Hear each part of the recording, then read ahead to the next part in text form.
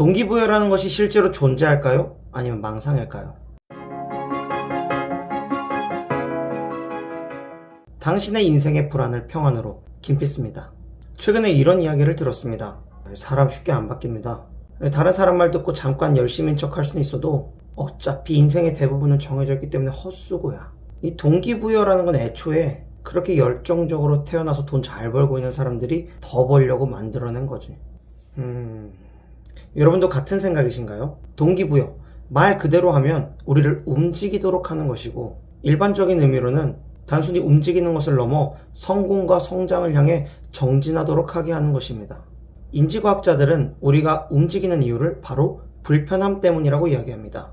여러분이 평소에 무심코 하는 행동을 한번 잘 되돌아보십시오. 의식 중이든지 무의식 중이든지 대부분 당장 편하기 위해서 우린 행동을 합니다. 갈증이나 텁텁함이 있어 입이 불편하면 우린 무언가를 마시고, 배고파서 예민해지면 신경질을 하고 불편하니 우리는 음식을 먹습니다. 불편하면 충족시키는 이런 반응들이 자동화되어야 우리 뇌가 큰 부하 없이 일상을 유지할 수 있습니다. 이뿐 아니라 미래에 예측되는 불편함 때문에도 당장의 불편을 감수하기도 합니다. 예를 들어 출근이 그렇죠. 월요일에 출근하기 싫어도 안 하면 인생이 점점점 불편해질 것을 아니까 가는 거죠. 자, 그럼 이런 원리를 사용해서 우리가 성공에 동기부여되려면 어떻게 해야 될까요? 바로 성공하지 않은 상태를 불편하다고 느껴야 됩니다. 와, 해결, 동기부여 끝이라고 말하기엔 넘어야 할 모순의 산이 있습니다. 과연 성공을 해본 적도 없는 사람이 지금 자기가 성공한 상태가 아니라고 해서 불편을 느낄 수 있을까요? 쉽지 않습니다. 이게 바로 대부분의 사람들이 순리자처럼 매일 똑같은 삶을 반복하고 싶어하고 동기부여를 망상 취급하게 되는 이유입니다. 그들은 성공하지 않은 당장의 자신들의 삶이 전혀 불편하지 않습니다. 오히려 당장 게임 1시간 하지 못하는 것이 더 불편하죠. 그럼 누가 과연 성공을 갈망할 수 있을까요? 잘 생각해보면 우리는 가지고 있다가 빼앗기면 예민해집니다. 심리학에서는 손실회피 경향이라고 이야기하는데, 인간을 움직이게, 다시 말하면 발작하게 하는 핵심 요소입니다. 그 증거로 역사상 대부분의 혁명은 처음부터 가진 것이 없던 이들이 주도한 것이 아니라 가졌다가 잃은 자들이 없는 자들을 선동해서 일으킨 것이죠. 가졌다가 잃은 사람들, 그들도 다시 성공하기를 갈망하지만 또 반대로 아주 극심한 빈곤에서만 살다가 환멸을 느낀 사람 중 아주 소수가 우연찮게 성공한 사람들을 접하게 되고 성공을 갈망하고 결국 성공의 비밀을 찾아가는 그런 경우가 있습니다. 실제로 자수성가한 사람들의 대부분은 이런 역경을 이겨낸 스토리를 가지고 있죠. 이 말을 다시 하면, 한 번도 성공한 적이 없어서 그 맛을 모르는 사람과 극심하게 빈곤해 본 적이 없어서 잘 살아야 할 이유가 도무지 없는 사람들, 이 사람들은 안타깝게도 성공할 확률 또는 성공하기 위해 동기부여를 받을 확률이 현저히 떨어집니다. 혹시 그냥 먹고 살 만한 가정에 태어나셨나요? 안타깝지만 당신의 미래는 당신의 지금보다 더 평탄하지 않을 가능성이 높습니다. 필요하면 언제든지 부모님이 용돈을 주시고, 내가 노력을 안 해도 충분히 먹고 살 수 있는 재산들이 있고, 내가 어떤 능력을 쌓지 않아도 아버지의 사업이나 어머니의 재산을 물려받을 수 있는 사람은 개인적으로 저주받았다고 생각합니다. 좀처럼 동기부여라는 게 먹히지 않아서 성장하기가 너무나 어렵죠. 남 얘기가 아니라 제가 그랬습니다. 저희 집은 물론 화장실도 없을 정도로 가난했던 적도 있고, 어머니가 중국의 빚쟁이들에게 쫓겨 도망 다니신 적도 있고, 같은 동네에서 이사도 수십 번 다녔지만서도 저는 위기의식이 없었습니다. 성향 자체가 평안해버리고 종교 뒤에 숨는 경우가 있었죠. 하나님이 알아서 하시겠지, 이런 개념들이 저한텐 강하게 있었습니다.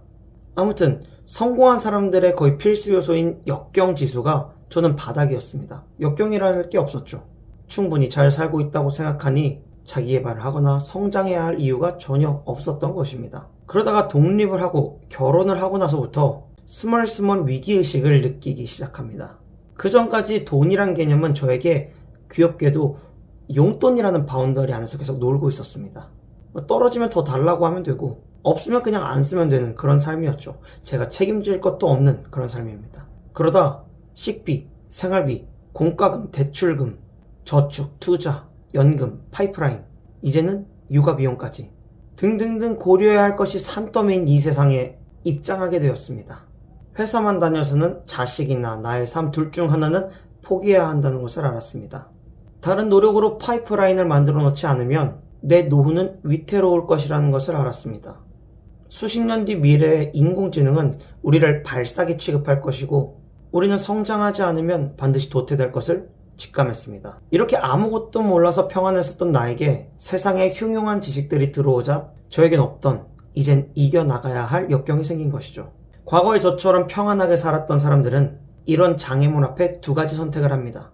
고통을 최대한 미루며 현재에 들이닥친 불편함만 해소하면서 살던가, 미래의 불편함을 해소하기 위해서 당장 불편하지만 희생해서 성장을 꾀하던가, 이 두 가지 선택이 있습니다. 끌어당김의 아버지 나폴레온 힐은 성공하기 위해 퇴로를 불태우라고 얘기합니다. 대부분의 사람들은 내가 뭔가 하고 싶은 일이 생길 때 열정이 생기고 동기부여가 생기고 할 것이라고 생각합니다. 하지만 그건 말이 안 됩니다. 우리는 무언가 열망하기 자체가 어렵습니다. 우선 내가 안주하고 있는 상황, 나를 성장하지 못하도록 나를 평안하게 만드는 상황으로부터 뛰쳐나오셔야 됩니다. 모조리 정리하고 내가 원하는 삶을 살기 위해 오늘 하루를 아낌없이 소비하십시오. 여러분이 오늘 안주하면 여러분의 내일은 무너져 내려간다고 생각하셔야 됩니다. 지금도 충분히 일하느라 스트레스 받고 바빠서 시간 없다고 자위하지 마시고 오늘의 나를 정면으로 바라보십시오. 정말 지금 해야지만 미뤄왔던 마음의 소리를 들어보시고 입 바깥으로 내뱉으십시오. 오늘 당장 그 일을 작게라도 시작하는 순간 당신이 어떤 사람이었든지 동기부여 받을 수 있고 성공을 위해 성장할 수 있을 것입니다. 깜깜한 골목길이 무서운 것처럼 불안은 무지로부터 옵니다. 저는 여러분이 꼭 필요한 지식과 지혜를 얻어 인생의 평안을 누리시길 원해 오늘도 영상을 찍었습니다. 여기까지 들어주어 고맙습니다. 안녕!